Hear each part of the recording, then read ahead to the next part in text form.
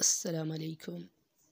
Mathematics class 9th KPK board theorem number 12.2 12.1 हम कर चुके हैं और 12.2 12.1 का बिल्कुल उल्टा है। स्टेटमेंट देखें, any point equidistance from the end point of the line segment is on the right bisector of it.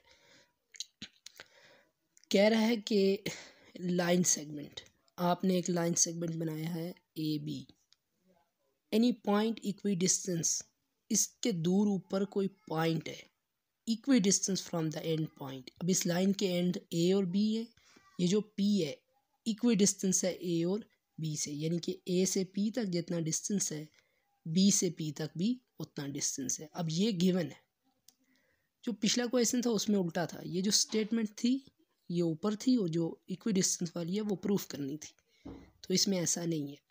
अब यहाँ तक ये गिवन है।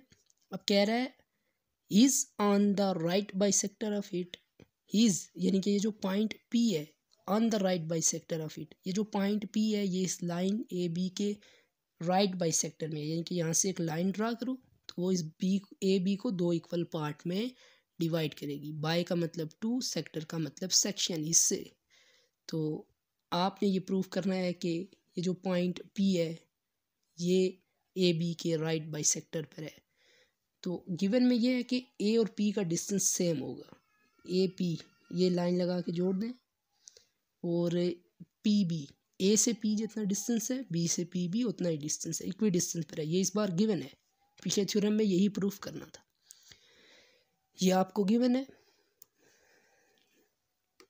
और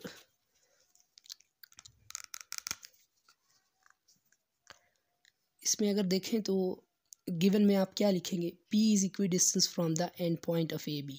P ए और बी से एक जितने डिस्टेंस पर है, तो आप यूँ लिख सकते हैं P A congruent to P B, P A congruent to P B. इसका मतलब है तकरीबन सेम डिस्टेंस है। यहाँ अगर 5 सेंटीमीटर है तो इस साइड पे भी 5 होगा, ये गिवन है। टू प्रूव ये जो पॉइंट P है, ये जो पॉइंट P है lies on the right bisector of A B, ये इस ए बी को दो इक्वल हिस्सों में डिवाइड करेगा, यहाँ लाई करता है। कैसे जी, बुक पर ये बात नहीं लिखी हुई, यानी कि ए से आर जो डिस्टेंस है वो आर से बी होगा। अब आर क्या पॉइंट है, आप कंसिडर करें कि पी से आपने बिल्कुल एक स्ट्रेट लाइन ये ड्रा की है और यहाँ ए बी को ये कट कर रही है, यहाँ इसका नाम आर रख दे। कह रहा है ये जो पॉइंट पी है ये ए बी के राइट बाइसेक्टर पर होगा अगर ए से आर का डिस्टेंस उतना ही हुआ जितना आर से बी होगा, यानी A R congruent to R B. यही प्रूफ करना है। बुक में मैथमेटिकली उसने नहीं लिखा, उसने सिर्फ लिखा है कि P lies on the right bisector, मतलब यही आपने यही प्रूफ करना है। तो इसकी कंस्ट्रक्शन भी हम कर चुके हैं। कंस्ट्रक्शन आपने क्या किया है, draw perpendicular on A B meet A B at R. तो ये जो परपेंडिकुलर ड्रा किया है ये ए बी को आर पर कट करता है, बस यही इसकी कंस्ट्रक्शन है, शॉर्ट थ्योरम है।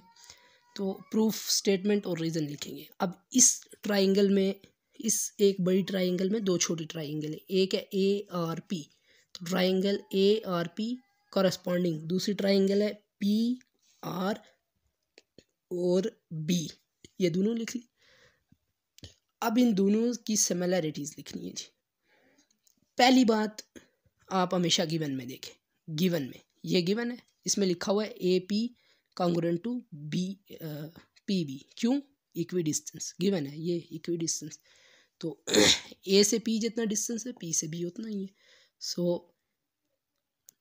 P A line is congruent to P B line. वजह क्या है जी, गिवन है, इक्वी डिस्टेंस है, गिवन है आपको, इसकी रीज़न गिवन में है। अब एक साइड प्रूफ कर दी, पास्चुलेट है जी, side angle side congruent to the side angle side. जब ये पास्चुलेट सेटिस्फाई करेगा सब कुछ सेटिस्फाई हो जाएगा। एक लाइन एक साइड प्रूफ कर दी, अब एक एंगल प्रूफ करना है जी। ये जो आपने लाइन ड्रा की है यहाँ पर दो ट्राइंगल बनी है ना, ये लाइन बेस है इस ट्राइंगल का, ये परपेंडिकुलर, दोनों के दरमियान यहाँ कितना एंगल बनेगा, बिल्कुल स्ट्रेट लाइन है, 90 का एंगल बनेगा।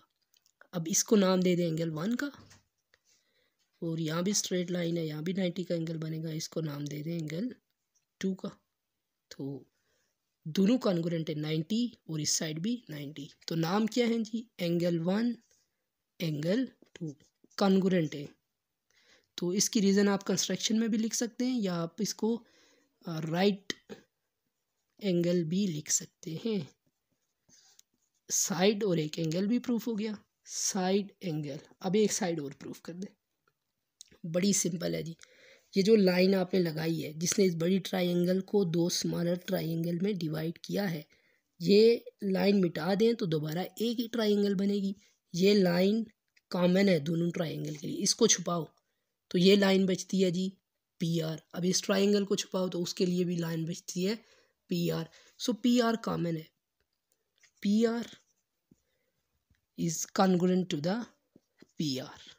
क्या मतलब, अगर ये 5 सेंटीमीटर है तो दूसरी ट्राइंगल इसके लिए भी ये लाइन कितनी होगी, 5 सेंटीमीटर ही होगी। तो ये दोनों में कॉमन है।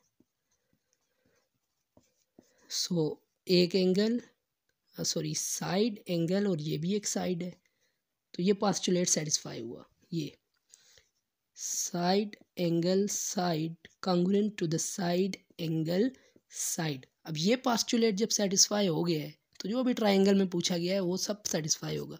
पोस्टुलेट सेटिस्फाई हुआ है, इसका मतलब ये जो ऊपर आपने ट्राइंगल ली थी ना कॉरेस्पॉन्डिंग, ये दोनों कॉन्ग्रुएंट है। तो आप लिखेंगे triangle A P R congruent to the triangle P R B. जब ये दोनों कॉन्ग्रुएंट प्रूफ हो गई हैं तो जो उसने प्रूफ में आपके लिए पूछा है वो सारा प्रूफ हो जाएगा।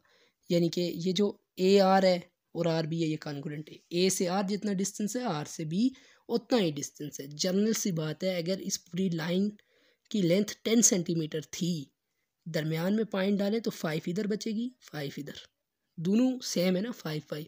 इसी रीज़न की वजह से जब यहाँ पर पॉइंट आर आ गया है तो ए आर से जितना फासला है आर से बी तक उतना ही फासला है, तो दोनों कॉन्ग्रुएंट है। और पूछा ये था कि P lies on the right bisector of A B, तो अगर दोनों का डिस्टेंस सेम है तो इसका मतलब ये इसका राइट बाइसेक्टर है। So P lies on the right bisector of A B. यही उसने प्रूफ पूछा था और यही इस थ्योरम का प्रूफ है। Thank you.